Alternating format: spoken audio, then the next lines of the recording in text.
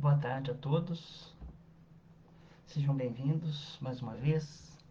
Estamos iniciando mais um encontro nosso. Esse óculos aqui não dá. Esse óculos aqui é só para leitura. Tá? Esse óculos está melhor. Daqui a pouco nós vamos iniciar. Ei, Mônica, boa tarde, seja bem-vinda. Um abraço para você e para sua família. Muito obrigado pela presença.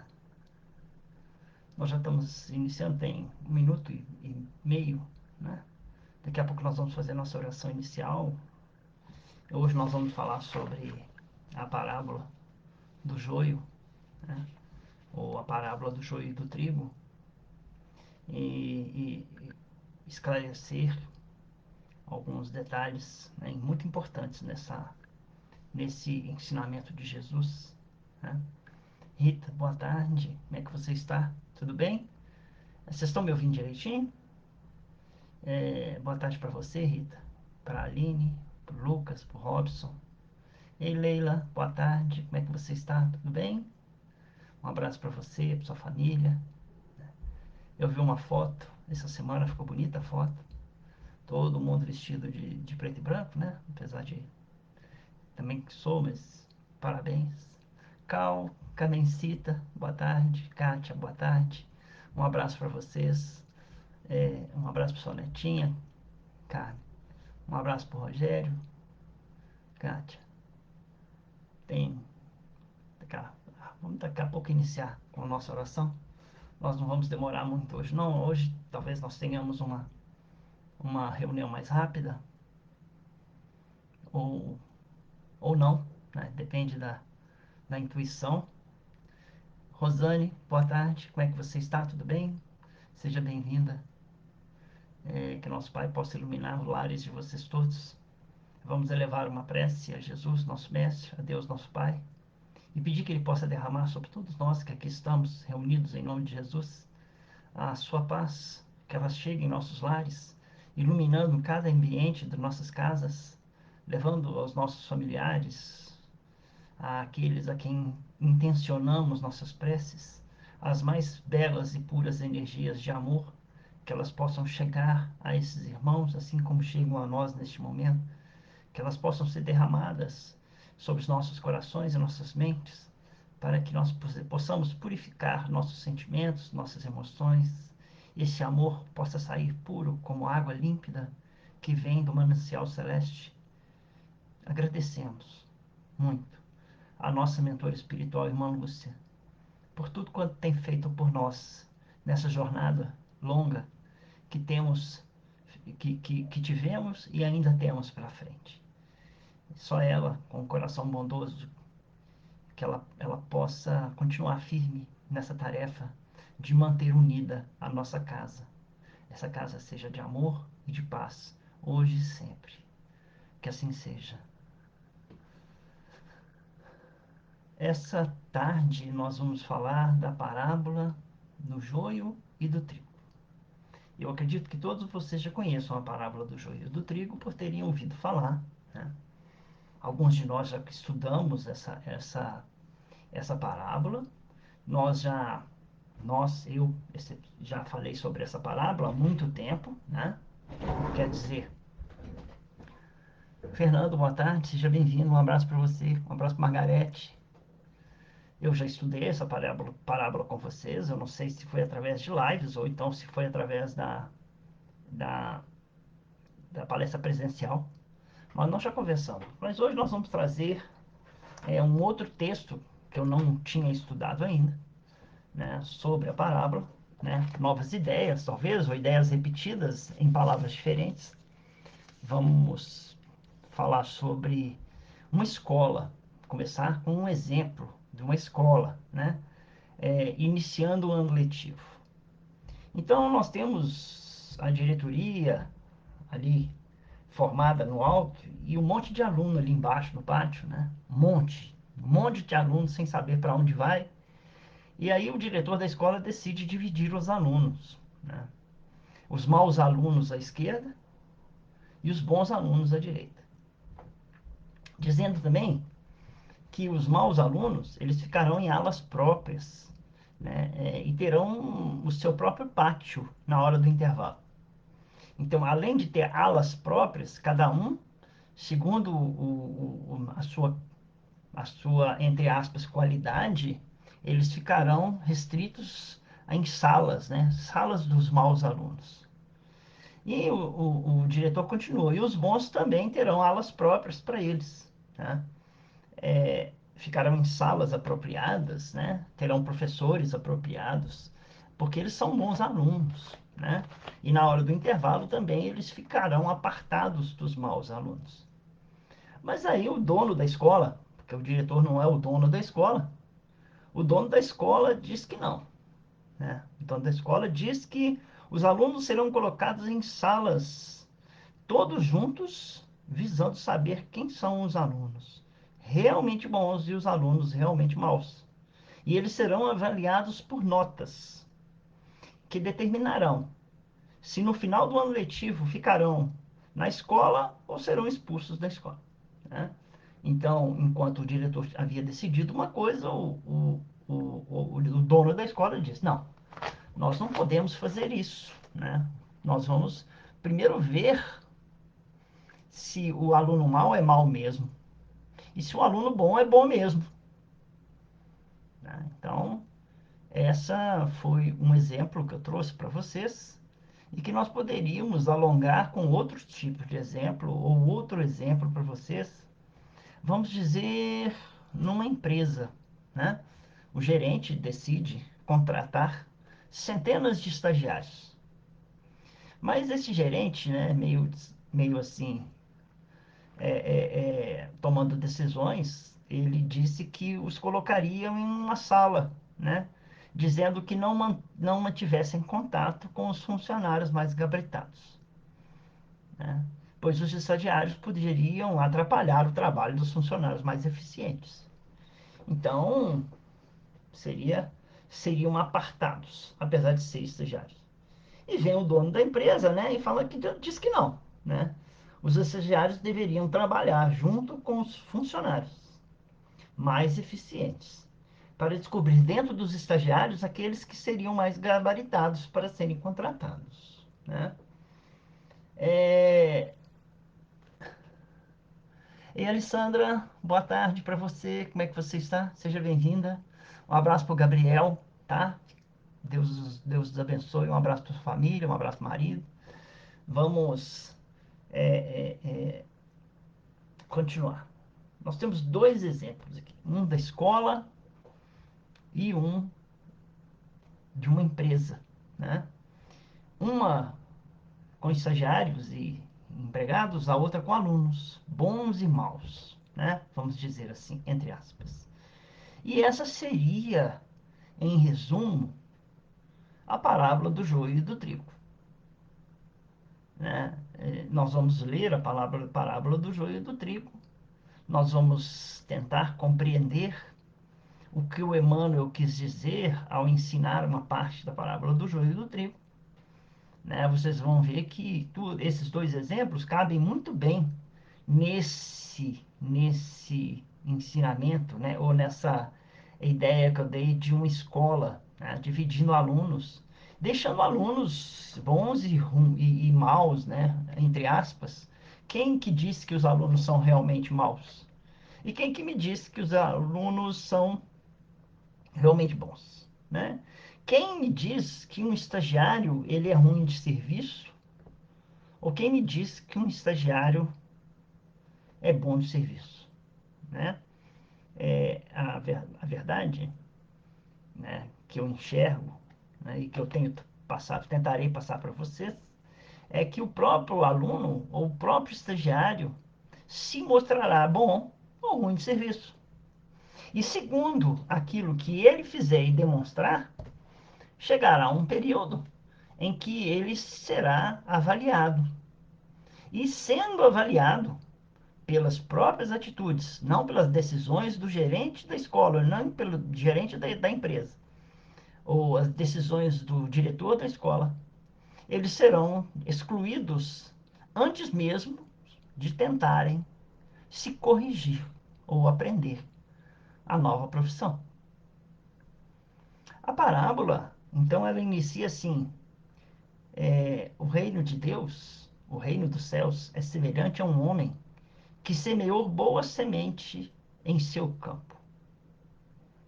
Enquanto todos dormiam, veio o seu inimigo e semeou o joio no meio do trigo e foi-se embora. Quando o trigo começou a grasnar, a granar, o que significa granar? Quando o trigo começou a dar grãos, né? E você pode verificar que o trigo deu grão quando ele começa a dar aquelas hastes cheias de grãos, e se você fizer assim, depois que ele estiver seco, a mão se enche de grãos. Então, quando o trigo começou, cresceu e começou a granar, apareceu também o joio. Os servos do proprietário foram procurá-lo e lhe disseram: Senhor, não semeaste boa semente no teu campo? Como então está cheio de joio? Ao que este respondeu: Um inimigo é que fez isso. Os servos perguntaram: Queres então que vamos arrancá-lo? Ele respondeu: Não, para não acontecer que ao arrancar o joio, com ele arranqueis também o trigo. Deixai-os crescer juntos até a colheita. No tempo da colheita direi aos ceifeiros: arrancai primeiro o joio e atai-o em feixes para que seja queimado. Quanto ao trigo, recolhei-o em meu celeiro. E assim termina a parábola do joio e do trigo. Muito bem. Nós precisamos entender, em primeiro lugar, por que Jesus falava por parábolas, né? Porque era o melhor meio para as pessoas entenderem. E continua sendo o melhor meio para as pessoas entenderem determinados ensinamentos. E continua sendo, né? Muitas pessoas entendem em certos ensinamentos, ainda hoje, através de parábolas, do que ensinamentos diretos, porque ainda pessoas não conseguem aprofundar determinados ensinamentos de Jesus, ou dos próprios profetas. Porque não é só o Novo Testamento que tem parábolas de Jesus. O Antigo Testamento também tem várias parábolas dos profetas. E é um método de ensino, né? Eu, por exemplo, na hora que eu falei assim, que a escola, iniciando um ano letivo, tinha dezenas de alunos no pátio e o diretor separou ali, na hora, vários alunos, segundo as notícias que ele havia recebido, que naquele meio havia maus alunos, naquele meio ali havia bons alunos, e o diretor decidiu: separe os bons dos maus. E veio o dono da escola e disse: eu não quero que você separe, eu não quero que você tire, né, a oportunidade dos alunos terem contato uns com os outros para eu verificar realmente quem são os bons e quem são os ruins. Então, isso é uma fórmula de parábola. Quando você desenha através de exemplos certas situações na vida da gente. Na vida daquele. Então, por exemplo, Jesus fazia isso. Para os pescadores, ele falava sobre parábolas dos peixes, né? Para os agricultores, ele usava a parábola do trigo, né? Para as mulheres que não trabalhavam e ficavam em casa, ele usou a parábola da dracma perdida, né? Para aquelas mulheres que preparavam-se para casar, ele usou as parábolas das viúvas é, é, com suas candeias acesas ou apagadas. Então Jesus falava naquele momento para determinado tipo de pessoas que entenderiam melhor, né, através de parábolas. E ele aproveitou, essa parábola está em Mateus capítulo 13, e só no capítulo 13 de Mateus, nós temos 7 parábolas, né, destinada aos mais variados ouvidos, onde ele sempre começa todas as parábolas, das 7 parábolas, né, assim: o reino de Deus se assemelha, o reino de Deus se assemelha. A primeira parábola é a parábola do semeador.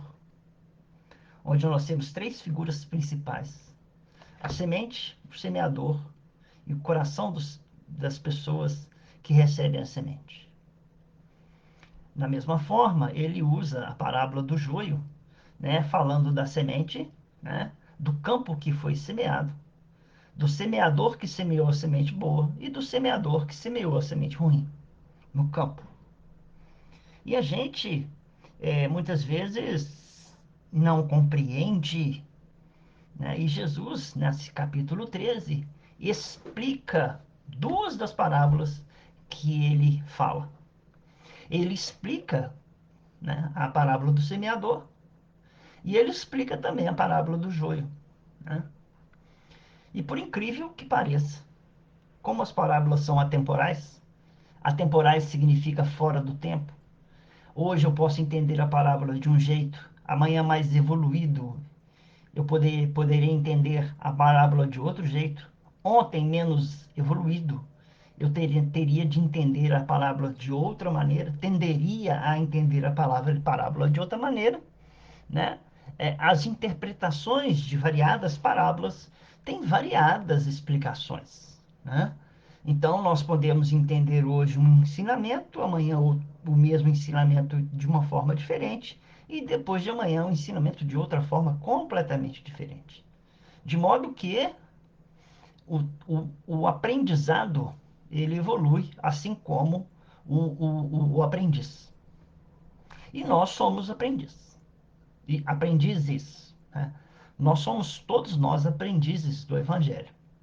Então, evoluídos de uma certa capacidade intelectual, moral, hoje nós entendemos de um jeito. Ontem, não evoluídos dessa capacidade moral e intelectual, nós a entendíamos de forma diferente. Amanhã, mais evoluídos, a interpretação de hoje já não valerá tanto quanto a de amanhã. E essa é a grande oportunidade, quando você não tira o joio de perto do trigo, porque você dá capacidade do joio se transformar em trigo. Então você dá ao joio a oportunidade de reformar-se. Você dá ao joio a oportunidade de pensar diferente. Você dá ao joio o exemplo do bom empregado, você dá ao joio o exemplo do bom aluno, você dá ao joio o exemplo do bom professor, que dá atenção tanto ao bom aluno quanto ao mau aluno, da mesma forma,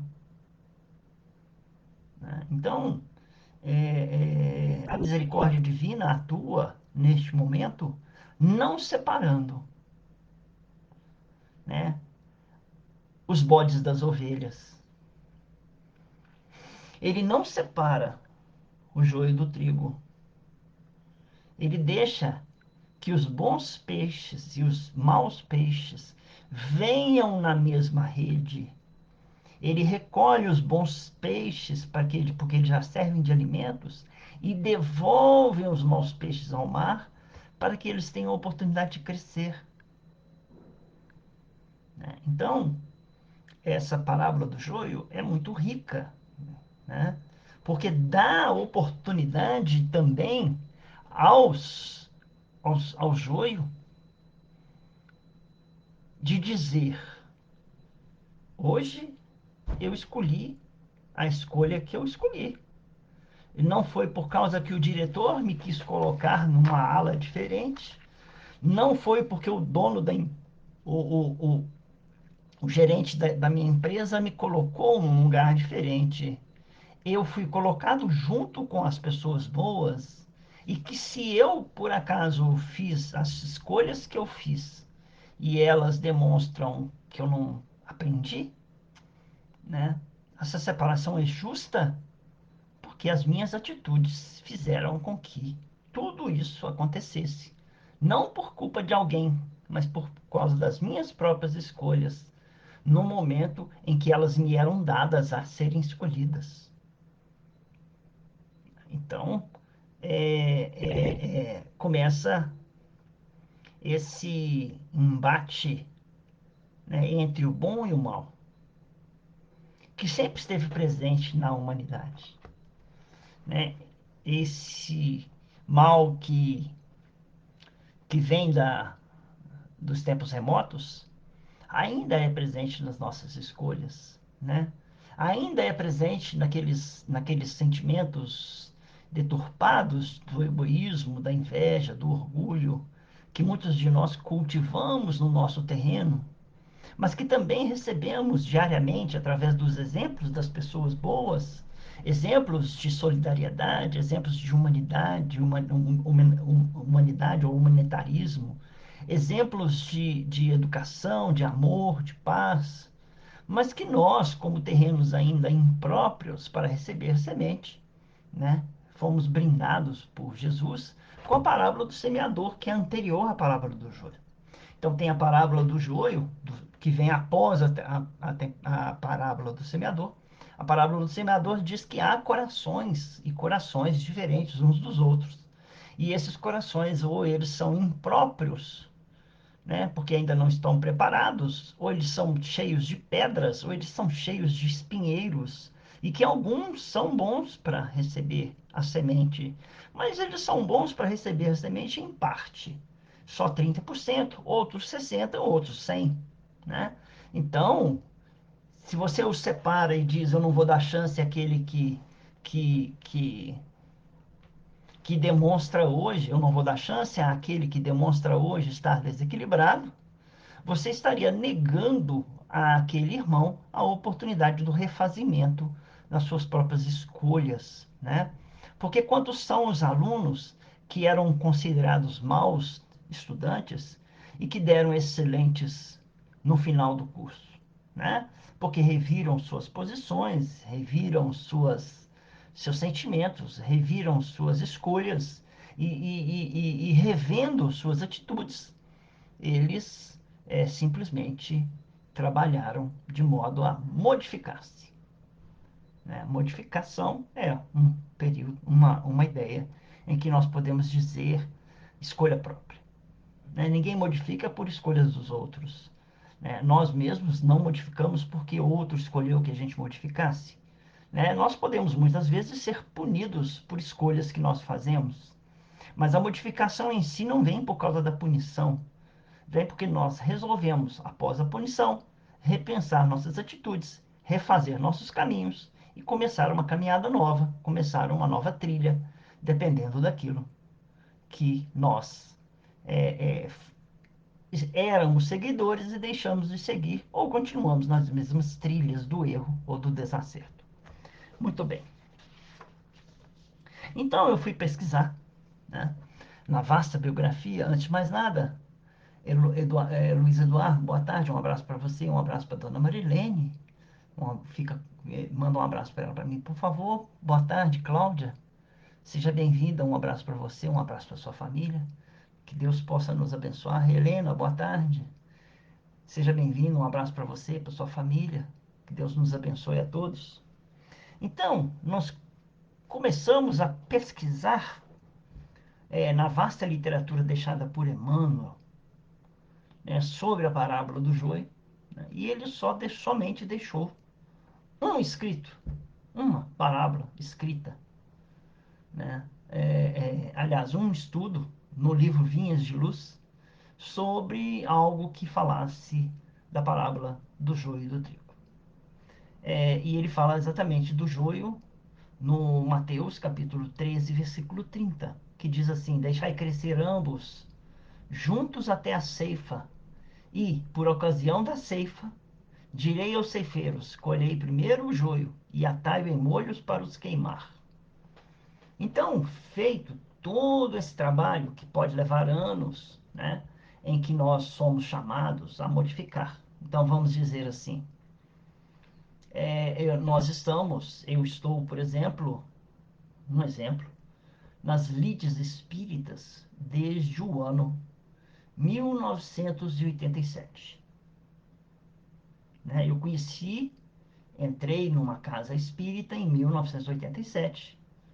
Era uma casa entre kardecista e não kardecista, mas não tinha nada com nenhum tipo de ideia filosófica kardecista pura. Não, não tinha. E nesse tempo eu fiquei 2 anos lá, foi muito bom para mim.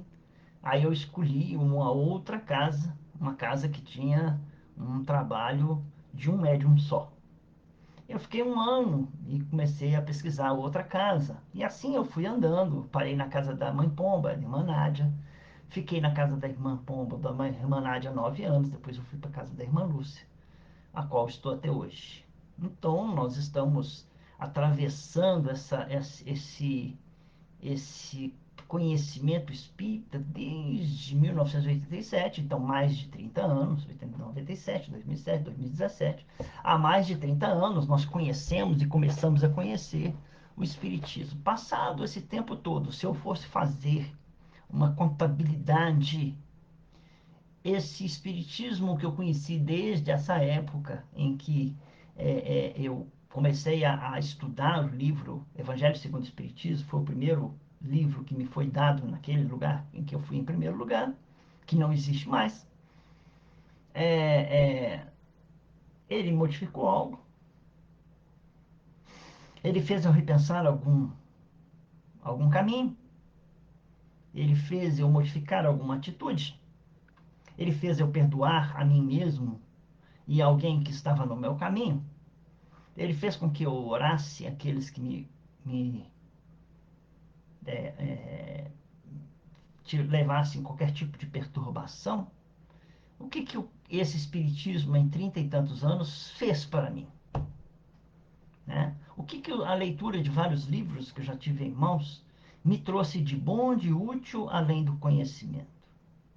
Esse conhecimento me gerou, me proporcionou forças para ultrapassar as dificuldades no meu dia a dia?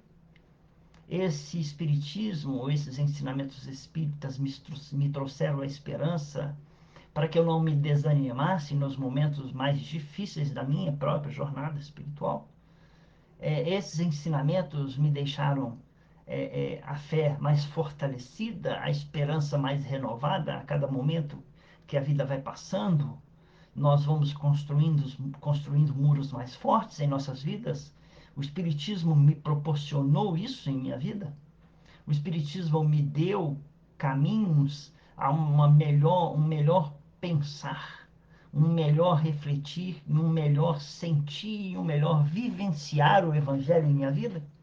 O Espiritismo é o cristianismo renovado nas suas velhas concepções cristãs, aquela o puro ensinamento do Cristo. O cristianismo me ensinou isso, o Espiritismo me ensinou isso, digo. Então, vai chegar um momento em que a prova final chega. Como chegará para os alunos o ano letivo, ou então o momento em que eles decidirão vou ou não para a universidade, ou então passarei ou não de ano, terei que repetir ou sair da escola. Chegará um momento em que aquele estagiário já terá conhecimento suficiente, será que ele escolherá ficar na empresa, ou escolherão que ele fique na empresa pelos seus bons trabalhos realizados como estagiário e ele será efetivado como um funcionário? Né? Então, Emmanuel diz que deixai primeiro crescer, Jesus disse no Evangelho, deixai primeiro crescer ambos juntos, até que haja ceifa. E Emmanuel, então, ele privilegia essa parte desse ensinamento. Né? Até que haja a ceifa, permanece. E Emmanuel diz assim: quando Jesus recomendou o crescimento simultâneo do joio e do trigo, não quis senão demonstrar a sublime tolerância celeste no quadro das experiências da vida. Tolerância essa que nós, seres humanos, andamos com ela meio curtas, né? Um pouco realmente desequilibradas. A nossa tolerância não anda muito lá, né? Afiada, né? Então, ali só o fato de Jesus, na parábola, dizer deixai crescer junto o joio e o trigo, determina que ali há uma tolerância divina, né, que permite que um e o outro cresçam juntos, para saber, na verdade, se haverá ou não algo que possamos perceber, que possamos dar ainda a chance ao joio de se tornar trigo, ou se algum trigo fraquejará e se permitirá voltar a ser joio pelas suas próprias escolhas e decisões na vida, né? Então ele diz, né? O mestre nunca subtraiu as oportunidades de crescimento e santificação do homem. E nesse sentido, o próprio mal oriundo das paixões menos dignas é pacientemente examinado no seu infinito amor, sem ser destruído de pronto. Então, o exame das nossas ações, as ações em si, ela não pode ser destruída, porque simplesmente um homem hoje tropeçou numa pedra e atrapalhou, às vezes, o equilíbrio de um ou outro ali, e ele não pode ser julgado por esse tropeço, sendo que se nós olharmos para trás, há mais oportunidade dele ter se equilibrado do que ele ter tropeçado. Porque todos nós temos ainda tropeços em nossas vidas. Nós não podemos dizer que haja no planeta Terra, um planeta de provas e expiações, homens e seres perfeitos. Somos todos imperfeitos e pessoas imperfeitas fazem coisas imperfeitas. E nós não podemos esperar de pessoas imperfeitas coisas perfeitas. E se eu estou no planeta Terra, quer dizer que eu estou mais para a banda do imperfeito do que para o perfeito. E se eu julgar diferente disso, estarei ou poderei estar incorrendo em grave erro contra a minha própria felicidade futura nesse planeta Terra. Quando eu julgar que eu sou perfeito ou melhor, ou faço as minhas escolhas melhores do que aquelas pessoas, né? Quando alguém erra e nós não sabemos por que errou, né? Nós incriminamos, quando Jesus diz, olha primeiro para o travessão que está no teu olho, ao invés de olhar o cisco no olho do vizinho, nós não estaríamos nós imputando ao próximo responsabilidade muito maior do que aquela que nós imputamos a nós mesmos quando olhamos o cisco no olho daquele irmão e não olhamos o travessão que está em nossos olhos? Não poderia, então, haver aí uma dissociação de ideias em que eu associo a perfeição às minhas atitudes e a imperfeição às atitudes do próximo? Porque o próximo faz escolhas, às vezes, indevidas e eu, ao meu ver, por uma ótica distorcida da minha parte, faço coisas melhores do que aqueles irmãos? Então, Emmanuel lembra disso, né? Que o mestre nunca subtraiu oportunidades a ninguém. Então ele diz assim: é, importa considerar, portanto, que o joio não cresce por relaxamento do lavrador, mas sim porque o otimismo do celeste semeador nunca perde a esperança na vitória final do bem.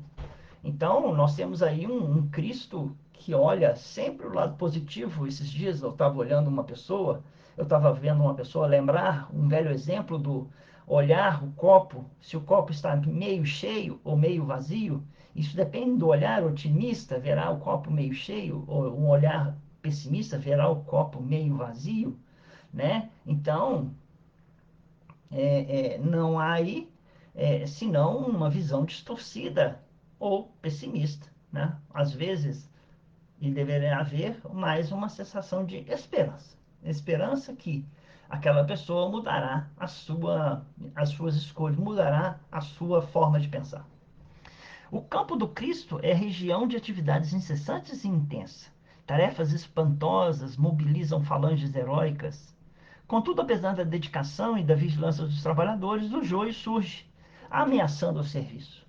Nós estamos lá trabalhando e vem alguém e pisa no nosso calo, e de repente aquilo que nós julgamos joio, não temos mais, o joio nasce em nossos corações em forma de revolta, porque alguém pisou no nosso calo. Alguém teve uma opinião diferente da nossa, alguém falou algo que nos feriu, alguém emitiu a opinião dele, a vontade dele, que distorce ou que destoa da nossa opinião própria. E aí, de repente, nós nos vemos, nós que nos pensávamos trigo, nos vemos joio.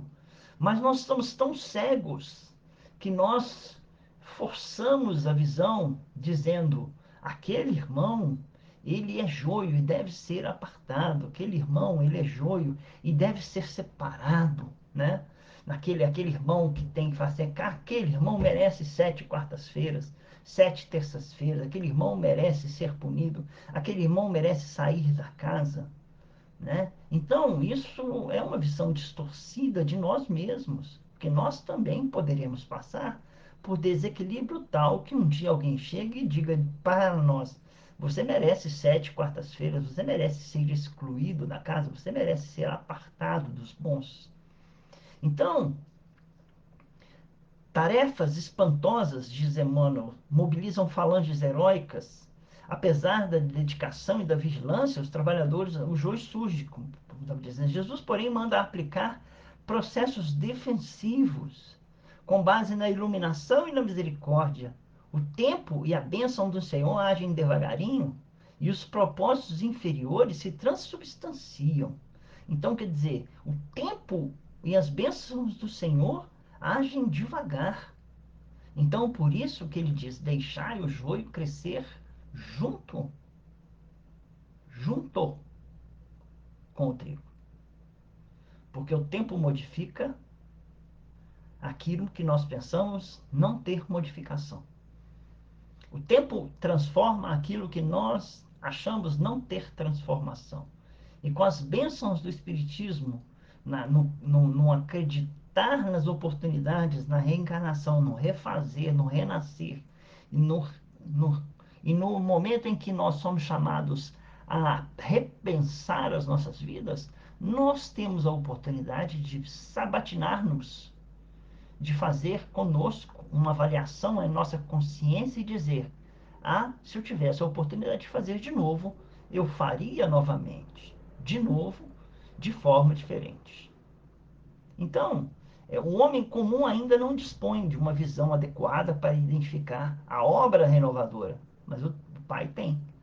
E por isso que ele dá a oportunidade. Muitas plantas espinhosas ou estéreis são modificadas em sua natureza essencial pelos filtros amorosos do administrador da seara, que usa afeições novas, situações diferentes, estímulos inesperados ou responsabilidades externas que falem ao coração. Entretanto, se chega a época da ceifa, depois do tempo da expectativa e observação, faça então necessária a eliminação do joio em molhos, pois aí chega o momento em que nós estamos vivendo a nossa fase atual. A nossa fase atual em que nós somos chamados a falar, é tempo, é hora, é o momento, é agora. Né? Há uma separação do joio e do trigo, há uma separação dos bodes e das ovelhas.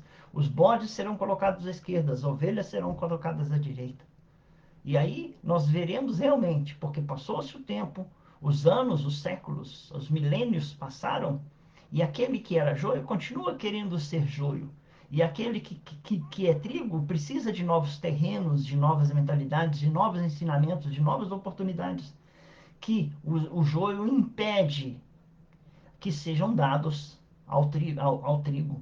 Então, justo como eles são marcados já pelos anos e anos, pelos séculos e séculos, ou pelos milênios, como joio, e continuam na escolha de joio, esse joio deve ser enfeixado, colocado em feixes e jogado no fogo, né? Onde serão queimados. Isso quer dizer, onde passarão por novas oportunidades em outros orbes, passarão por outros caminhos, né? Sendo expulsos deste paraíso e indo para mundos inferiores. E nesses mundos inferiores hão de sofrer por esse período, né, que eles próprios fizeram com que acontecesse.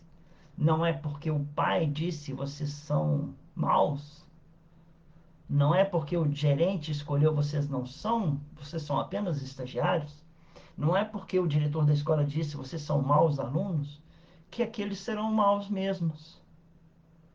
Né? Porque hoje é chegado o momento em que está havendo a separação do joio e do trigo. Então, essa parte, deixai crescer ambos. Por ocasião da ceifa, direi aos ceifeiros: colhei primeiro o joio e atai em molhos para os queimar, né? Quando são oferecidos a eles planos celestes inferiores, né? A esse nosso plano atual, que é o planeta Terra, que deixará de ser um planeta de provas e expiações e passará a ser um planeta de regeneração, né? Caminho esse que inicia até um próximo caminho que chegará a um mundo mais ditoso, né? Um mundo mais feliz. Mas para isso ainda serão necessários milhões, talvez bilhões de anos, sabemos lá. Mas que iniciamos, vai ter que ter um momento que nós teremos que iniciar a nossa caminhada. Mas a escolha é nossa. Nós é que teremos que fazer sobre isso. Né? A colheita não é igual para todas as sementes da terra. Cada espécie tem seu dia, cada espécie tem sua estação. Eis porque, aparecendo o tempo justo, cada homem, em cada coletividade, existe a extinção do joio, quando os processos transformadores de Jesus foram recebidos em vão. Neste instante, vemos a individualidade ou o povo a se agitarem através das aflições e hecatombes diversas, né? Olha a agitação que está o mundo, e nós podemos dizer se o mundo anda mais calmo, né? Ou o mundo anda mais agitado. Nós já tivemos tempos menos agitados, né? Nós já tivemos menos dores, nós já tivemos menos problemas, né? Nós já tivemos um mundo propício a uma calma. E hoje a agitação é tal que às vezes é difícil de você manter um diálogo equilibrado com muitas pessoas. A gente está tendo que filtrar, a gente está tendo que se afastar, a gente está tendo que se precaver, a gente está tendo sempre que estar mantendo uma oração e vigilância constante para que aqueles irmãos que escolheram ser joio não tirem de nós a escolha que nós escolhemos ser, o trigo. Se nós escolhemos ser o trigo, perseverar até o fim, para que no fim você tenha dito a você mesmo: eu venci o mundo, eu venci as coisas que o mundo me apresentava. Eu optei ser o trigo, porque eu fiz as minhas escolhas próprias para ser o trigo, né? E neste instante, né? Neste instante, diz Emmanuel, livro de 1940 e poucos, né? Neste instante, vemos a individualidade ou o povo a se agitarem através das aflições e hecatombes diversas, em gritos de alarme e socorro, como se estivessem nas sombras de um naufrágio inexorável. No entanto, verifica-se apenas a destruição das nossas aquisições, ruinosas ou inúteis. É por quê? Porque tudo aquilo que nós adquirimos que não seja precioso, como a pérola, ou que seja inútil, ela será arruinada, né? Destruída. E aí termina Emmanuel: em vista do joio ser atado aos molhos, uma dor nunca vem sozinha. E aí nós teremos que passar por momentos de dor e sacrifício muito mais elevados do que se fizéssemos as escolhas, se fizéssemos, né, o momento. No momento em que somos chamados, o esforço de optarmos pelo nosso lado espiritual mais equilibrado do que pelo nosso lado moral menos equilibrado, né? E eu trouxe dois textos, né? Mas eu não lerei esses textos, né? Mas indicarei a vocês o Evangelho segundo o Espiritismo, capítulo 11, item 12, né? Que ele fala assim: começai vós por dar o exemplo, né? Então, quer dizer, nesse caso, quando começai vós sendo o exemplo, ele pode estar dizendo assim: ser você a semente, aquela que vai ser plantada no coração de outra pessoa. Ao mesmo tempo, quando você está ensinando alguém a paciência, você está ensinando alguém o amor, né? Porque no seu caminho você conseguiu vencer. Você não foi somente a semente, você foi o semeador, né? Que agora, nesse momento, você foi a terra que recebeu essa semente de alguém dizendo para você: seja paciente. Você, a terra, recebe a paciência desse ensino. Você é a semente que ensina ao outro: tende paciência, né? E você é o terreno que permite que aquela semente nasça, floresça, frutifique, né? Uma das parábolas que tem, né,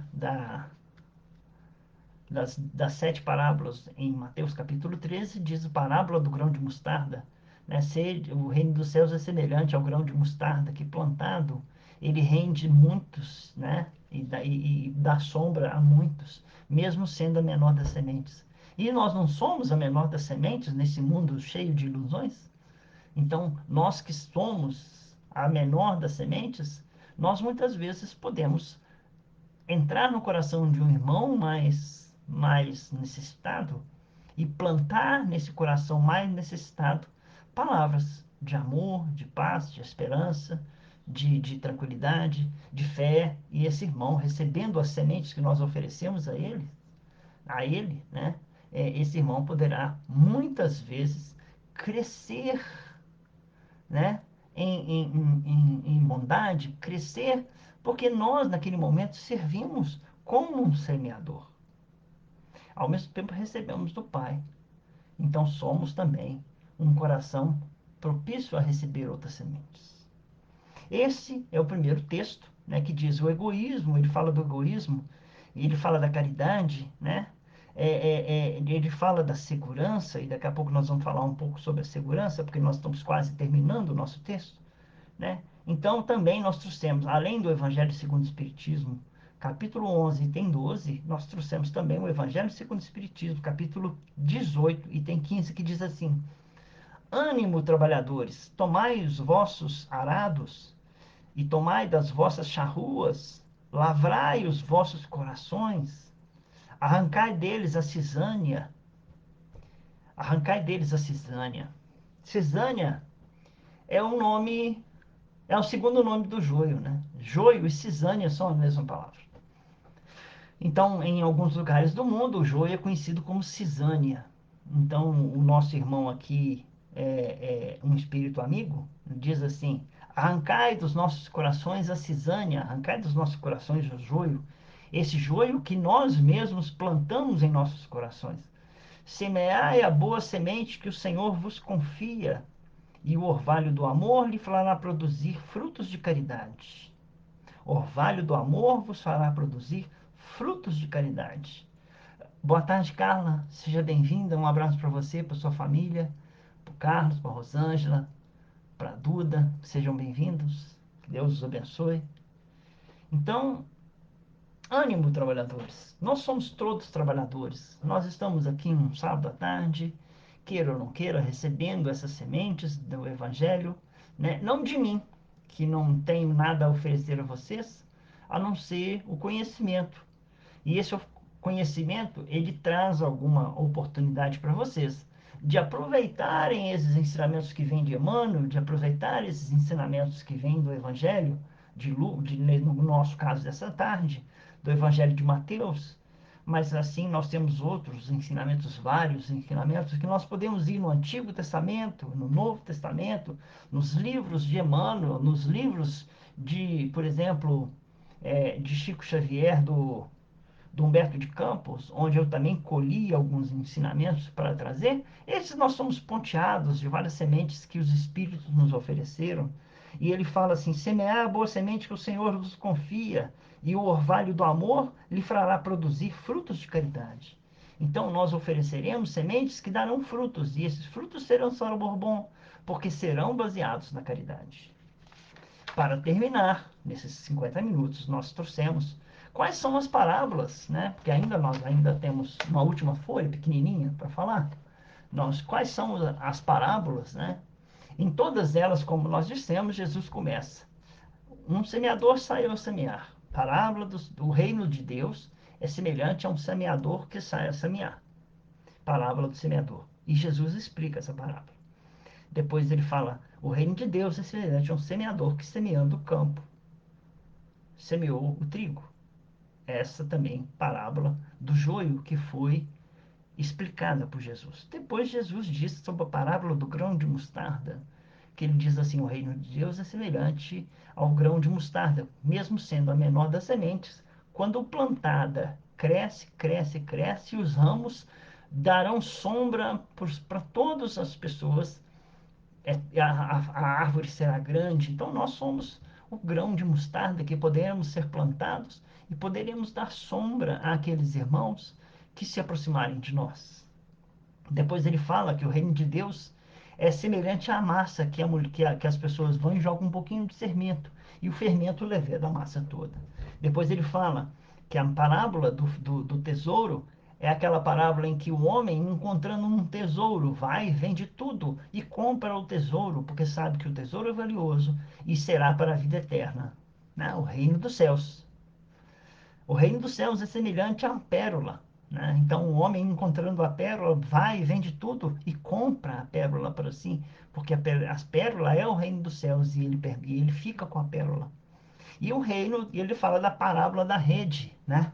O reino de Deus é semelhante a um pescador que, lançando a rede, pesca todo tipo de peixe, escolhe para si os bons peixes e lança fora, devolve ao mar aqueles que ainda precisam crescer, aqueles ainda que precisam aprender, aqueles ainda que precisam passar por novas etapas, né? Nós, desejando ser os peixes grandes, seremos recolhidos, mas se não, seremos devolvidos ao mar. Então, todos eles apresentando a nós o reino dos céus. O reino dos céus é semelhante a quem? Né? Qual que é a nossa história? Qual que é o nosso momento de vida? Há momentos em que nós somos a semente, ok? Há momentos em que somos a terra e em outros momentos somos o semeador, né? Há momentos em que seremos a pérola, né? Ou até sermos jogados fora, né? Não sendo peixes bons. Quem somos nós? O que definirá, né, o meu momento? E esse momento que eu estou dizendo é o momento de agora. O que eu quero deixar uma reflexão nesses minutos que faltam, o que definirá o nosso momento atual no planeta Terra? O que definirá? É o nosso livre-arbítrio, né? Então, vou dar um exemplo. Um exemplo no contexto em que eu o ouvi, ele não serve a mesma coisa, não. Mas eu transformei esse contexto num contexto espiritual. Então eu vou levar para vocês um conhecimento. Todos nós, ou as pessoas, têm uma fixação por estabilidade, né? A maioria das pessoas, né? Os jovens hoje não tanto, mas os jovens de antigamente, muito antigamente, gostariam às vezes de que a vida fosse estável, né? Então, vou deixar a vida seguir, alcancei estabilidade e a estabilidade é que me comanda a vida. Há pessoas que não pensam assim. Então, há pessoas que lutam não por estabilidade. Estabilidade significa segurança, mas elas optam por liberdade, né? Então, ambos e todos têm seu preço. Eu estava ouvindo isso, raciocinando bem em cima disso. Nós vamos pensar assim: a liberdade tem um preço e muitos não querem pagar esse preço, por medo ou por incerteza, né? Então vamos pensar assim, por exemplo, num passarinho preso na gaiola, né? O passarinho preso na gaiola, o gato não come, então é seguro. O passarinho estar preso na gaiola é seguro, né? O gato não vai comer, mas também ele não vai voar. Então muitos optam por ficar presos na gaiola, né? Mesmo sabendo que não poderão voar. Mas pelo menos o gato vem e não come eles.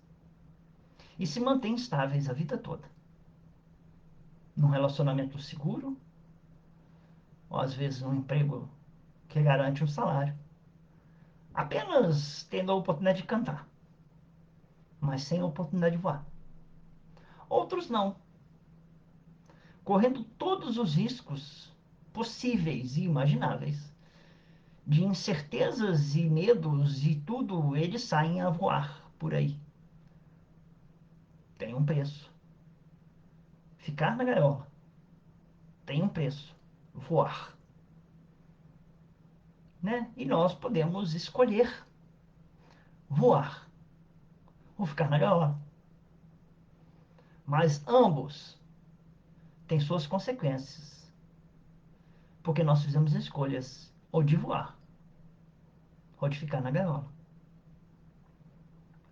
Então, vai chegar um momento em que nós teremos que decidir, ou teremos que revisar as escolhas feitas.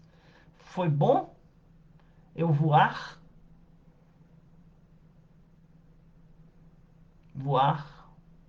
e fazer o que eu fiz? Ou foi bom eu ter estabilidade? Eu pude fazer isso, eu pude fazer aquilo, eu pude cuidar, né? Muitas pessoas optam, vou ficar aqui, vou cuidar dos meus filhos, não sei o que, tal, os outros vou viajar, vou não sei o que. Tudo isso depende de quê? Escolhas e consequências. E as consequências das nossas escolhas. Muitas vezes nós chamamos isso de livre-arbítrio. Então, esse nosso livre-arbítrio é o que nos trouxe aqui hoje. Eu só estou aqui falando por você, com vocês, para vocês, porque eu usei do meu livre-arbítrio de aceitar uma tarefa ou não. Eu só estou no Espiritismo porque eu aceitei um convite que foi feito por mim mesmo. Sigo na religião em que eu estou, modifico a religião em que eu estou. Eu era católico. Eu fiz uma escolha e estou tendo as consequências da minha escolha.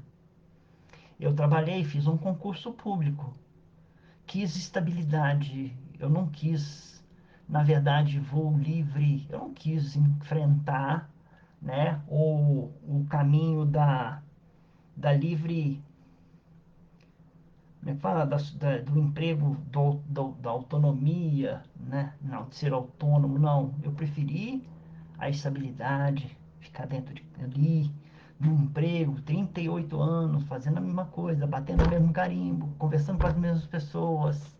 Muitos de nós fazemos as nossas escolhas. Muitos de nós sofremos as consequências das nossas escolhas, né? O rapaz até termina, né, o texto dele, né, uma frase de efeito fortíssimo que diz assim: pior do que morrer é não viver com medo que dê errado, né? Às vezes nós saímos aí à torta e à direito distribuindo nossa liberdade, né, que nós temos, mas essa liberdade ela vai custar.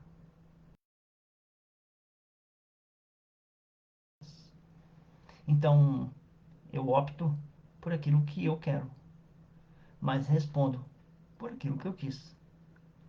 E esse é o caminho que nos é dado quando lá na frente, no caminho final das nossas existências, nós não vamos encontrar Deus dizendo para nós: o que fizeste, meu irmão, das sementes que eu te dei.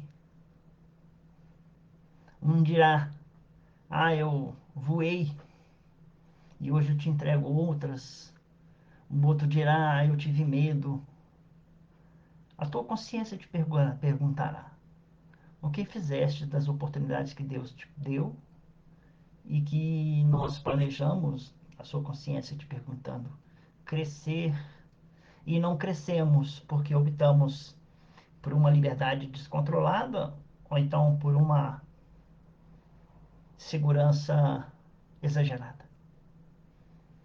Uma liberdade descontrolada ou uma segurança exagerada, ela traz também os seus prêmios ou os seus castigos. Então, o melhor caminho sempre é, queira ou não queira, que nós possamos pensar nisso, levar isso como questão de raciocínio em nossas vidas, como uma oportunidade de repensar as nossas atitudes conosco mesmo, com as pessoas ao nosso redor.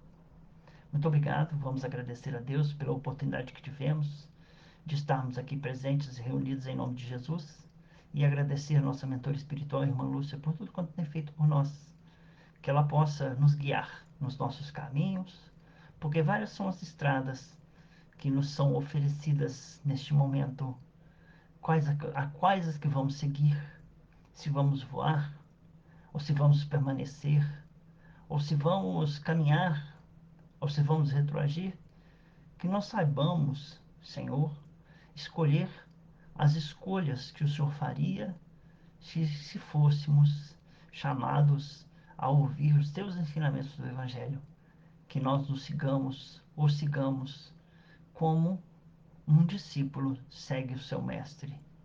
Muito obrigado. Desejamos a todos um bom final de semana. Que o Mestre Maior esteja presente em nossos lares, levando a cada um dos nossos familiares essa luz de bondade e de amor que nos é oferecida neste momento. Louvada seja a luz que nos uniu no amor do Cristo. Boa tarde a todos, fiquem com Deus.